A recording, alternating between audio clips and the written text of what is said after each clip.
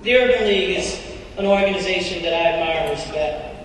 I've known many of your leaders, I've worked with them, and I'm encouraged by the work that you have done.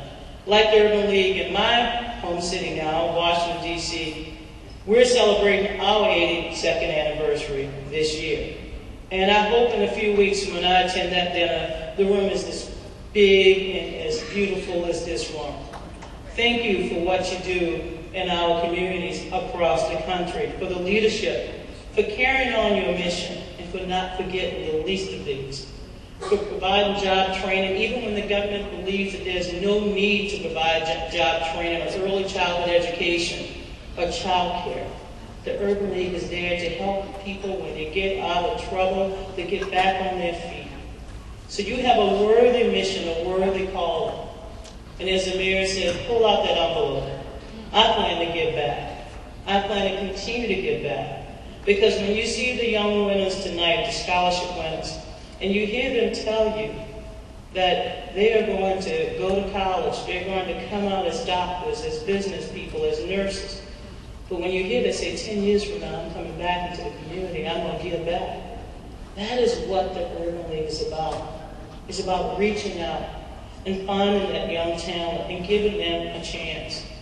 That's why I'm here tonight. Because the Urban League of New Orleans gave me a chance, gave me a scholarship. Told me to go to LSU if I wanted to go to LSU. Go to Southern, go to Xavier, go to Dillard. Just get there and keep going. And so, my friends, tonight, those young people will remember this evening. Not because they stood before you tonight and pledged to come back, but they stood before you tonight and pledged that they will do their very best. And I appreciate that.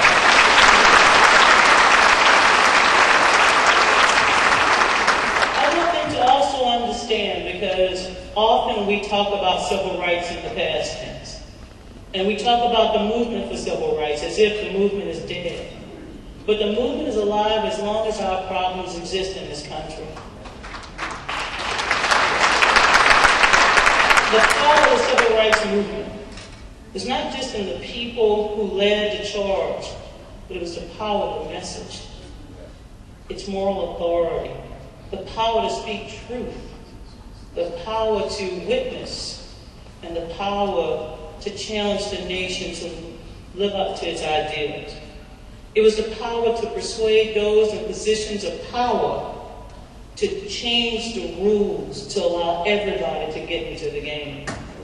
And yes, it was the power to educate the masses to act on their own behalf. And yet, it was the power to make some people uncomfortable. You know, during the Reverend Wright controversy, you know, I'm going to mix it up with seasoning like in Louisiana. So it's not a political speech, but y'all can get some politics. But the power. Martin Luther King, if he was YouTube, on MySpace or on Facebook, people would have been more uncomfortable. And I couldn't imagine for 3 weeks I had to stand next to conservatives who said, well, Reverend Wright should be like Martin Luther King. I'm like, huh? You didn't like him either. Where's all this love coming from? He led a movement that transformed Martin Luther King, Whitney Young, A. Philip Randolph, Dorothy Height, John Lewis. Many of them are still on the battlefield. They led a movement. And so when we take time, as we did just a few weeks ago, to observe the anniversary, the 40th anniversary of his assassination, this shouldn't be a shallow moment. This shouldn't be like a 3-second on the nightly news. We go back to Memphis. We see one politician come and finally acknowledge that he was wrong. Well, hey, I accept his apology. 37 years old, he was wrong. He was 42 when he voted against it, or he encouraged those in his home state to vote against it. I accept that too. He said he was sorry for that.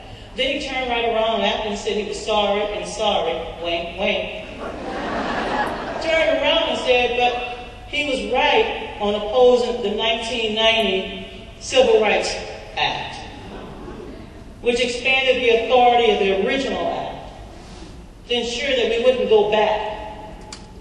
So when people ask you, Do we still need affirmative action? Do we still need civil rights laws? Do we still need voting rights law? You say yes, and you stand up and you give witness.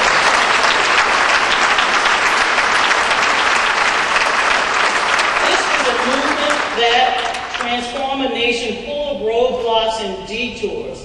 This was a movement that opened wide the gates of freedom. This was a movement that was never popular in its day. But yet we have people willing to use their power, their prestige, to help make a way out of nowhere.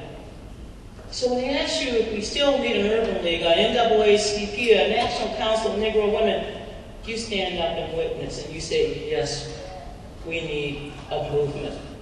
We need this movement as long as we have a country. As Congressman Keith Ellison pointed out today in a press release. See, he doesn't know I get his press releases.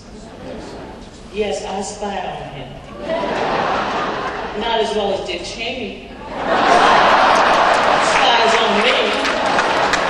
I know Dick Cheney undisclosed locations across the street from my house. Because every time I put my bags out, especially after I went and made groceries, somebody's digging in my bag. That's Dick Cheney.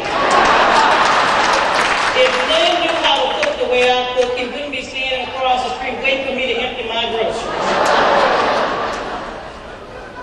Congressman Ellison put out a press release today. Congressman, I hope you know if you put out a press release, I got it. Well, you explained how the military budget is taking up most of our federal budget. $40 every dollar goes to our military expenditures. And look, we have to spend money to keep our borders secure. We have to spend money to keep our country secure. But you know what a superpower should look like? It should look like a country that can educate the least of these. It should look like a country that can provide health care to 47 million Americans. It should look like a country that is able to never leave a child behind. That's what a world superpower should look like.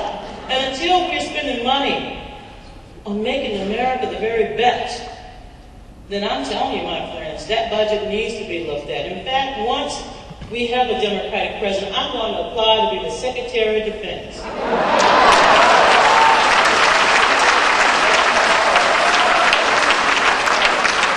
calling the generals over to my house. Forget that Pentagon thing. Probably every time you sit there, they want to charge you $400 for a turkey, because Halliburton provides. Come to my house for $400. Not only do I give you turkey, the dressing, eggplant stuffing, you get some dirty rice, you get some cornbread, and I will give you something to wash it all down, and give you a napkin. But we're going to talk, the first thing we're going to talk about is Iraq. Oh yeah, we're going to put that on the table. Don't get uncomfortable now. We've been there, gone on 6 years. Now, if they want freedom, they're welcome to have it. But we've done our job.